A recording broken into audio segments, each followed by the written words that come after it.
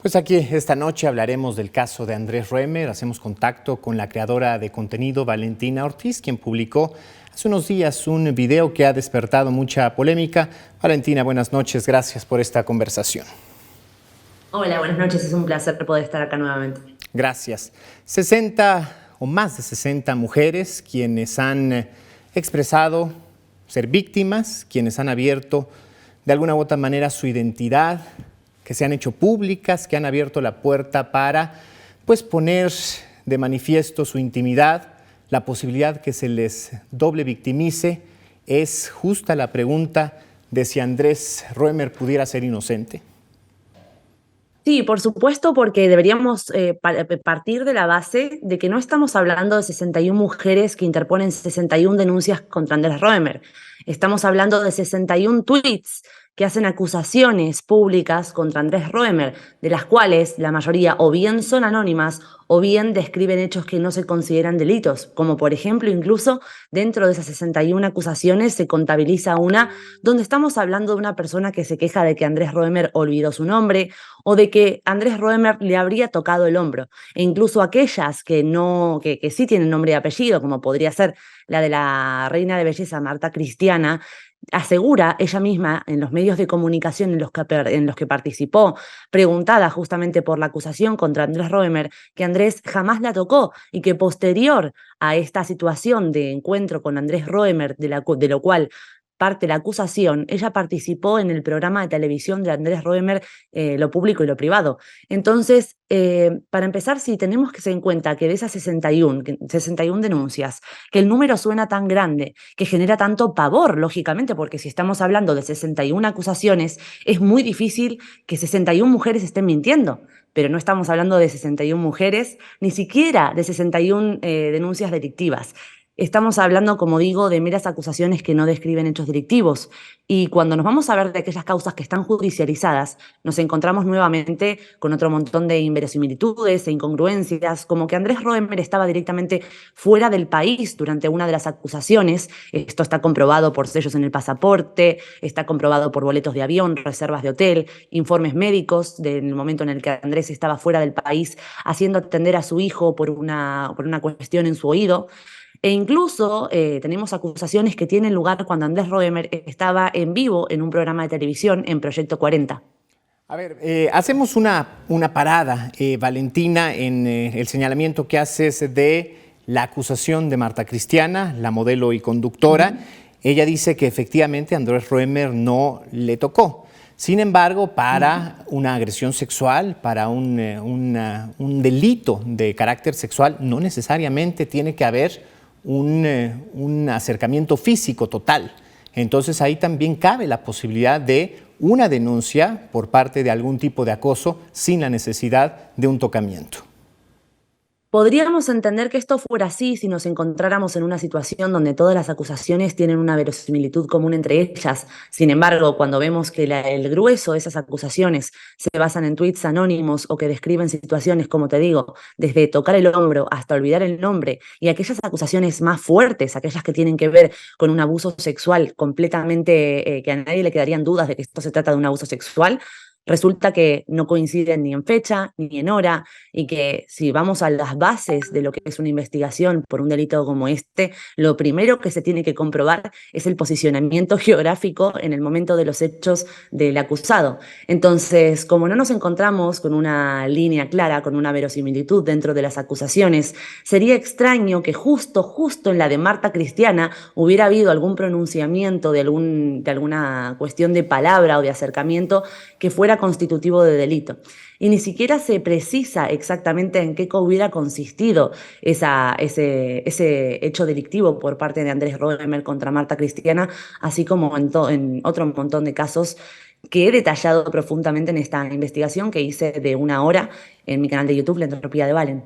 Ahora, por ejemplo, ahora que platicamos, hablas de la falta de una especie de modus operandi, o por lo menos de un común denominador en el caso de Marta Cristiana frente a los otros casos, pero en este video de más de 60 minutos tú criticas justamente el hablar de un modus operandi como si se tratara de un modelo a seguir, de una copia de denuncia entre las víctimas cuando se sabe que sí en las conductas criminales, en las conductas que consisten en una violación a la ley muchas veces de algunas personas, sí hay un común denominador y sí hay un modus operandi en las conductas que se acusan. Sí, con la diferencia de que en este caso, ese supuesto modus operandi descrito en infinidad de medios de comunicación respecto del actuar de Andrés Roemer, nos encontramos nuevamente, y que esto es lo que importa, o sea, en los detalles vive el diablo, que los detalles no cuadran, que se describen situaciones en la casa de Andrés Roemer que no tienen lugar, que se describen objetos dentro de la casa de Andrés Roemer que no habían sido incorporados hasta posteriori del lugar y el momento de los hechos de la acusación. En ese caso, hago una pausa para que vayamos explicándole a quienes no han visto el video. En este caso de una mesa, ¿no? Tú hablas, por ejemplo, de la presencia de una mesa en esta sala de cine que habría sido incorporada, si no me equivoco, en el 2016 a partir de una entrevista que tú haces con la persona encargada. Sin embargo, no hay una única en el mundo mesa de madera. Pudo haber una anterior. No hay una descripción precisa de una mesa de tales dimensiones, marcada con tal, firmada por tal autor, que pudiera hacer creer que es la única mesa de madera que pudiera haber en una casa o en el país, ¿no? Y estaríamos totalmente de acuerdo si no fuera porque todo se entiende en su contexto. Y en el contexto de esta acusación nos encontramos con una persona que acusa a Andrés Roemer de un hecho delictivo y posteriormente lo hace padrino de su propio hijo. Ahora, ahí también, Valentina, hay que entender a las víctimas. Las víctimas tienen sus propios tiempos. Al principio del video tú haces un señalamiento que quisiera que me ayudaras a entender. Desestimas la veracidad de las acusaciones por la lentitud en la que se presentaron, por la dilación en la que se dio y también por llegar todas en desbandada, por llegar todas en conjunto. La propia literatura de las víctimas, la propia literatura criminalística y la propia literatura médica dicen que pueden pasar años, décadas para que una mujer socialice, internalice el haber sido víctima y entienda, inclusive dentro de su propia familia, después de haber seguido, pues quizás trabajando, quizás conviviendo con su victimario y darse cuenta que fue víctima muchos años después. Sí, y de hecho también me gustaría hacer mención a esto porque tiene mucho que ver con lo que estás comentando, que evidentemente no vamos a negar que existen víctimas que son conscientes de que han sufrido un abuso sexual mucho tiempo después de haberlo sufrido. Esto se diferencia, por un lado me gustaría abrir dos ramas con esta pregunta que me haces, porque por un lado esto lo que estoy comentando se diferencia totalmente de la psicología humana a la hora de procesar una información como esta. Es posible que uno no se haya dado cuenta de que lo que vivió haya sido constitutivo de delito. Sin embargo, es muchísimo más difícil llegar a la conclusión de que el hecho no existió. Y por ende, cuando nos encontramos con tal cantidad de casos, y otra vez tenemos que hablar del número y tenemos que hablar del contexto en el cual lo estamos discutiendo. Mientras que no es una sola situación donde una persona hace padrino de su hijo a su supuesto agresor sexual, nos encontramos con casos donde aceptan el trabajo luego de haber sido agredida sexualmente, donde incluso lo felicitan año tras año, el feliz cumpleaños, luego de supuestamente haber sufrido un abuso sexual, haber sido, perdón por la expresión, violada delante de su propio hijo. Y luego quiero abrir la otra rama que te comentaba, que quería abrir dos ramas respecto de esto, y es que existe un libro, no sé si tienen conocimiento del libro que se llama How to Destroy a Man Now, que es una guía práctica, un manual paso a paso de cómo interponer falsas denuncias contra hombres poderosos, describiéndolo como una forma de empoderamiento. Y cuando nos ponemos a leer el interior de este libro, nos encontramos, por ejemplo, cosas tales como que la denuncia tiene que ser aberrante y la denuncia tiene que presentarse en cantidad. No puede ser un denunciante, tienen que ser muchos. Y no puede describir un acto menor, tiene que describir algo profundamente ultrajante para que cale en la sociedad y que justamente se defienda esta acusación sin ninguna evidencia de por medio, únicamente basándonos en la empatía básica humana que todos tenemos para con las víctimas. ¿Qué ganan Existen estas personas, víctimas? y esto no lo podemos negar porque creo que como mujer, incluso a mí me resulta insultante, que se parte de la base de que las mujeres no podemos crear mentiras, no podemos difamar a través de una mentira sobre un hecho delictivo, cuando lo hemos visto a lo largo de la historia en sinfín de oportunidades, cómo se arman causas contra personas, tengan que ver o no con delitos sexuales, se han armado causas contra personas poderosas por cuestiones de drogas, por cuestiones de corrupción, y en este caso también, y hoy en día con lo que estamos más sensibilizados, es con los abusos y las agresiones sexuales. Entonces, cuando ponemos este debate sobre la mesa, automáticamente eliminamos la obligación que tenemos a la hora de comunicar, de evaluar desde la presunción de inocencia y de partir de que toda persona es inocente hasta que se demuestre lo contrario. Es Entonces, si bien las derecho denunciantes no totalmente. tienen la obligación, si bien las denunciantes no tienen la obligación de demostrar ante ninguna entidad pública, ante ningún medio de comunicación que han denunciado que sus declaraciones sean ciertas, sí que es verdad que los medios de comunicación a la hora de reportarlo tienen la obligación de reportar con la verdad y habiendo comprobado los hechos que se relatan. Y eso es lo que tendríamos que estar discutiendo aquí. No ¿Qué tanto medios, si Andrés Roemer tiene la Valentina, evidencia. qué ¿Cómo? medios han reportado sin la verdad? Porque lo que se ha reportado en medios es la presencia de las denuncias. E insisto, ¿por qué rebatir? ¿Qué elementos científicos, criminalísticos, qué determinaciones tenemos para decir que estas mujeres no fueron violentadas, no fueron violadas, no fueron ultrajadas? Por ejemplo, en tu video haces un señalamiento de las comodidades que pudiera, por ejemplo, tener Itzel Schnash para presentar su denuncia. Inclusive hablas, tú eres muy correcta en el uso de las palabras, le exiges a las víctimas, por ejemplo, criticas a Itzel. En el video hablas de que montó una iluminación, que hace pausa en su discurso, pero, por ejemplo, dices que a ella le montaron una alfombra roja en la Fiscalía de Justicia. Jamás le dice eso. Y además comparas ¿Cómo que dos no? Se lo casos. está diciendo ella misma en una entrevista. Esto es, no es que yo lo digo. Podrían Ella nunca dijo ser que más montaran honestos para con una la verdad alfombra y roja. comentar cómo, en Valentina, efecto, nunca yo dice incluyo en mi nunca dice video que le el ponen una fragmento de alfombra la roja. entrevista. Creo que todos somos suficientemente adultos y tenemos un conocimiento del lenguaje español para entender lo que es una metáfora. Una alfombra Ella roja misma, es hacer referencia a una serie de comodidades y facilidades a la hora de denunciar. No es literalmente una alfombra larga roja en la puerta de fiscalía. Creo que queda claro para cualquier persona. no Pero lo es queda algo porque que tú Itzel mismo, dice, no es tú algo que mismo le digo yo. exiges, Valentina, perdona, pero tú mismo le exiges a ella ser muy cuidadosa con el uso de las palabras y no darles doble sentido. Por ejemplo, en el caso de Itzel, hablas de la acusación de Basilia Castañeda. Quisiera hacer una pregunta en honor a la verdad. ¿En qué momento yo le exijo algo a Itzel? En el uso de las palabras. Dices, por ejemplo, que no es ¿Cuándo? precisa. ¿En qué frase? ¿En qué minuto del video? Bueno, tendría que revisarlo, con mucho gusto lo revisamos. Es que no y te está. digo en el momento. Es Sí que lo no está. está. Sí dices que su uso de las palabras es Invito a la equívoco. audiencia que esté viendo hasta ahora Por que entre el supuesto. video en el canal de Entropía de Valen y busque el minuto exacto Lo donde eso vamos a ocurre, poner, porque no créeme que lo ocurre. vamos a conectar. Pero, por ejemplo, tú haciendo también uso de la verdad, comparas el caso de Itzel Schnash con el de Basilia Castañeda, que son dos fiscalías completamente diferentes. Es la Fiscalía de la Ciudad de México y la Fiscalía de Guerrero. Ahí hay un entrampe, hay un engaño a quien ve tu video, que no, por ejemplo, no está en México, que cree que es la misma fiscalía y no. El seguimiento que se hace en el caso de Itzel es por conocimiento de una actividad delictiva, por eso inicia la investigación de la Fiscalía de la Ciudad de México. ¿Qué investigación, qué investigación si Itzel no tiene ninguna carpeta en fiscalía? A Itzel se le invita justamente a participar en esta investigación. ¿Qué pasó después? Bueno, si ella desistió de participar, está en todo su derecho. ¿Ella Valentina. desistió de participar? Seguramente si ella decidió no continuar con la investigación, porque además esa es otra, Valentina. No es eso lo que está declarando medios de comunicación. ¿Por qué revelar información que es parte de la secrecía de la investigación? ¿Por qué?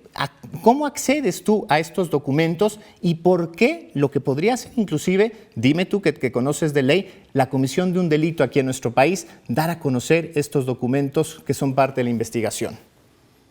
Bueno, como bien sabrás como colega, aunque yo desde lo independiente, un periodista nunca revela sus fuentes, pero al margen de eso, a mí me gustaría más bien preguntar ¿por qué no se están revelando toda la información que comprueba la inocencia de Andrés Roemer? Como demostrar que no estaba en el país en el momento de los hechos que se le acusan dentro de las carpetas de investigación en fiscalía de los casos que están judicializados. Debo hacer un ¿Cómo es que corte, existe un documento Valentina, al que todo debo el hacer mundo un pudiera corte, tener acceso? debo hacer un corte Perdón, porque es hago una pregunta automático, yo pero para invitar permíteme a la audiencia a la regresar y reflexión. regresamos con ese punto. No lo soltamos, pero permíteme hacer un corte porque nos mata la guillotina. Regresamos. Ok.